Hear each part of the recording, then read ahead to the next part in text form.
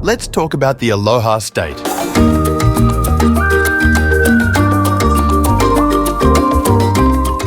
The only US state made up entirely of islands. Stretching 1,500 miles across the Pacific, Hawaii has more than 130 islands, including reefs and atolls. However, only 6 of them, Hawaii, Maui, Lānaʻi, Molokaʻi, Oʻahu and Kauaʻi, are inhabited. 2/3 of Hawaiians live on Oʻahu, home to the state's capital and largest city, Honolulu, while the island of Hawaii, or the Big Island, is the largest of the main islands. In between these 6 main islands, we have these 2 islands, Kahoolawe and Niihau. And then there's this Northwestern Strip with a whole bunch of islands. There was a time when Kahoolawe, Niihau, and a few of the Northwestern Islands were home to Native Hawaiians but were abandoned over time. This is the story of Hawaii's abandoned islands. 1. Kahoolawe. 10 kilometers off the shore of Maui lies the smallest of the 8 Hawaiian main islands. According to archaeologists, Kahoolawe was inhabited for more than 1,000 years. However, its population was always sparse, mainly because of the lack of fresh water. During the 19th century, this 18-kilometer-long island was inhabited by a few dozen Native Hawaiians who gradually left. But to understand why the island was completely abandoned, we have to go back to the attack on Pearl Harbor. At the time, the only resident of Kahoolawe was Angus McPhee of Wyoming, who had leased the island to build a cattle ranch. The US Army started to use the island for target practice, and it became a bombing range during the Second World War. Hit by drought, McPhee left a few months later, and the island became a no-go area for Native Hawaiians due to the heavy military presence. The army training kept on going throughout the Cold War, which hurt the ecosystem, making the island completely uninhabitable. Intense activism started taking root in the 70s, demanding the removal of military bases from the isle. Finally, the US Navy stopped exercises in 1990 and transferred jurisdiction back to the state of Hawaii. While there are still no permanent residents of Kahoolawe, the state has taken up the task of restoring the island's biodiversity and its culturally significant sites. Today, this Hawaii island remains completely off-limits to the general public, and the only way to visit it is by participating in volunteer work. 2. Niihau. The story of Niihau is a little different as it is not technically abandoned. However, it is famously known as the Forbidden Island. That's because the island has been privately owned for more than 150 years, and the owners have forbidden all outsiders from living on the island. But that is not for some nefarious reason. In 1864, Elizabeth Sinclair, a farmer from Scotland and later New Zealand, relocated to Hawaii. She bought Niihau from King Kamehameha IV for $10,000. She had alternative properties lined up in Honolulu and Waikiki, but eventually settled on the lush green fields of Niihau.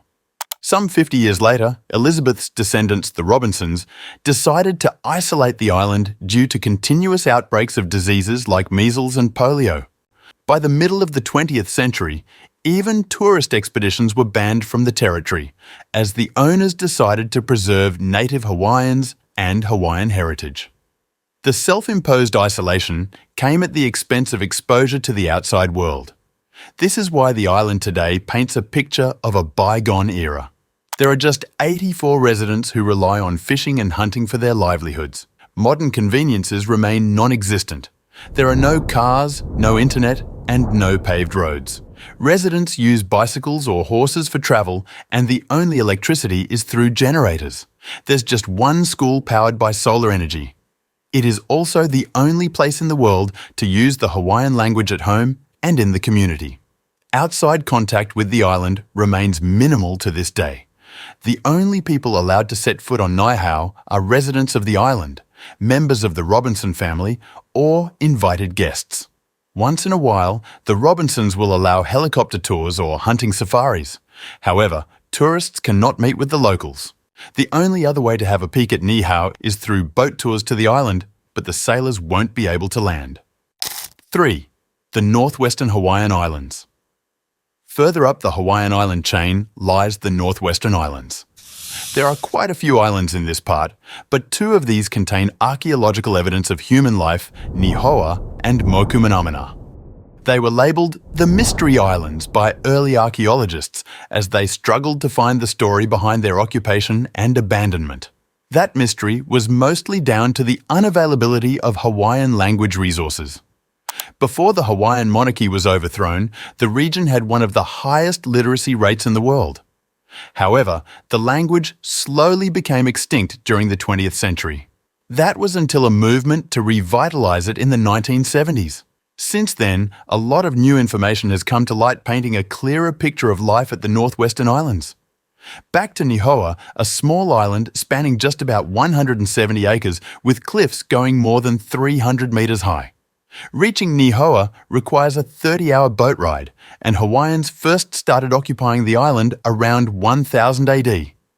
Data from 88 archaeological sites suggests that Native Hawaiians have settled on the island in different phases. The remains include Hawaiian shelters, agricultural terraces, fish hooks, burials, and traditional temples. Niihau was permanently occupied from 1400 to 1815, and many have travelled to the island since, mostly for religious reasons. Hawaiians gradually stopped going to Niihau as Western influence grew at the turn of the 20th century. But the presence of the most archaeological sites has kept the island culturally relevant. Niihau today hosts seabirds on its rocky landscape. Its one and only beach is covered with monk seals, and its valleys are filled with lulu palm trees. The island is also part of the National Monument, which means that visitors are not allowed. However, some groups have returned as cultural practitioners. Mokumanamana is the other northwestern island that has ended up abandoned. It rises 84 metres above sea level today, but at one point in history, it reached 1,000 metres in height. At its peak, Mokumanamana was comparable in size to modern-day Oʻahu. The modern history of the island starts in 1786, when a French expedition discovered its violent shores and sent logs of their discovery back home. Heading the expedition was explorer Jean-François de la Pérouse, who named the island after Jacques Necker, a former finance minister of France.